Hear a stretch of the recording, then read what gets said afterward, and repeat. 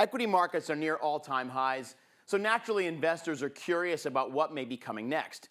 Kind of like how football fans are scratching their heads wondering which boxes to pick in their office Super Bowl pools. Well, we can't help you there, but we can certainly offer some context on the markets. We're going to get into that right now on UBS Trending.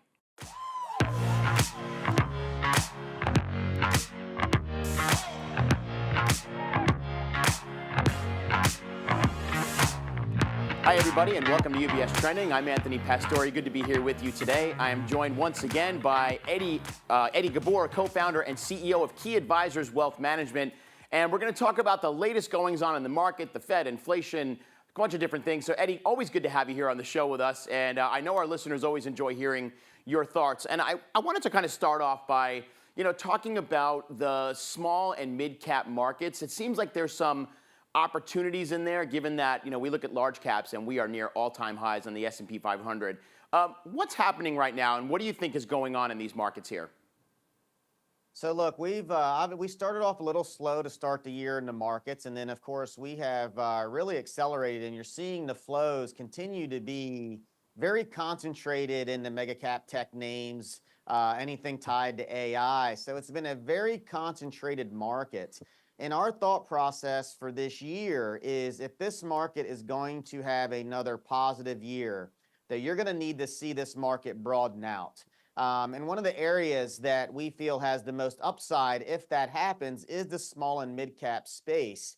It's interesting, we hit an all-time high in the S&P, and it was the first time in history, I believe in history, because history is a long time, so we can fact check me on this, where we had an S&P at an all-time high and the Russell 2000 was still 20% off of its all-time high. So that's a pretty wide divergence there. So our thought process is, in order for this market to stay strong, you're going to need to see small cap really catch up. And so we're looking at it as a catch-up trade.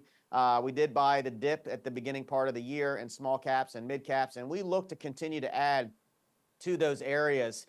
So called a contrarian play, where we're trying to put money where money flows have not gone this year so far, because we think we're going to see a catch-up trade, and you'll see money go to those areas, barring anything happening economically that would cause a recession, of course. Right, of course. And I think for the most part, our chief investment office here at UBS feels like the recession is behind us. Now we're sort of wondering what inning we're in when it comes to this economic recovery. But we do expect a dovish Fed this year. We're expecting them to start perhaps cutting rates at the meeting in May and have that soft landing that we're all wondering about. So given all of that, and we know the economic backdrop as of today, what do you think could be some of the headwinds for investors right now?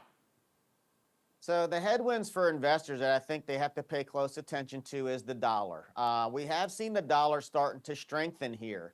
And if we get a dollar, if it just stays at this level and range bound, it's okay. But if we start to see the dollar really soar, that would be a major headwind for equities. And then the bond market, right? Interest rates, if you take a look at tech and interest rates, if we get a 10-year treasury start to blow through 4.25 and go to 4.5, that could certainly be problematic. And so when you look at those two things, the third thing that I would say is in regards to growth, okay?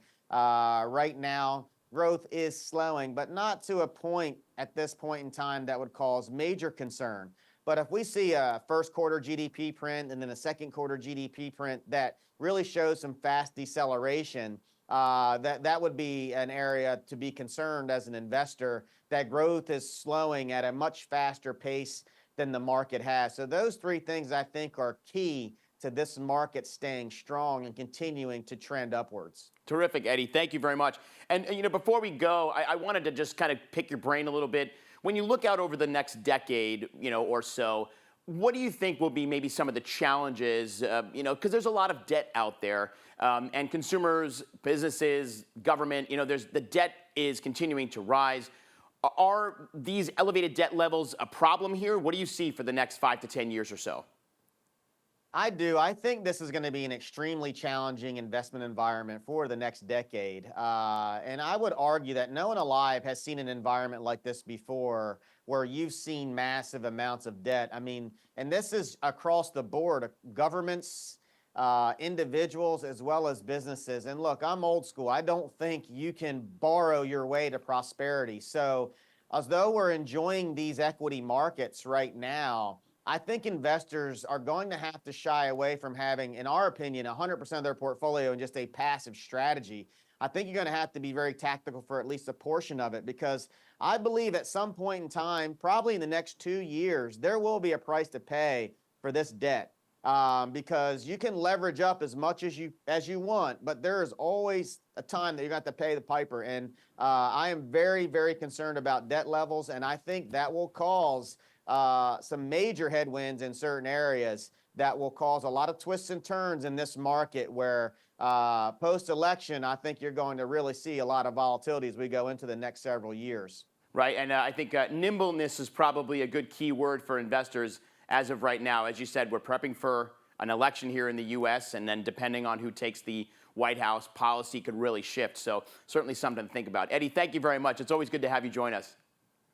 It's my pleasure. Thank you. Yeah, we'll see you soon, Eddie. Thank you. And for more information from UBS and our great partners like Eddie and more, you can visit our website at ubs.com/views. Plus, we are on social media as a firm. You can follow UBS on LinkedIn, Facebook, and Twitter. We, as a studio, are on Instagram. You can check out our dedicated channel at UBS Trending for more studios content that you're not going to find anywhere else. And as always, if you have questions about your portfolio, make sure you're making it a point to speak to your financial advisor. Until next time, I'm Anthony Pastore. Have a great day, everyone, and remember to keep your eyes on what's trending. We'll see you soon.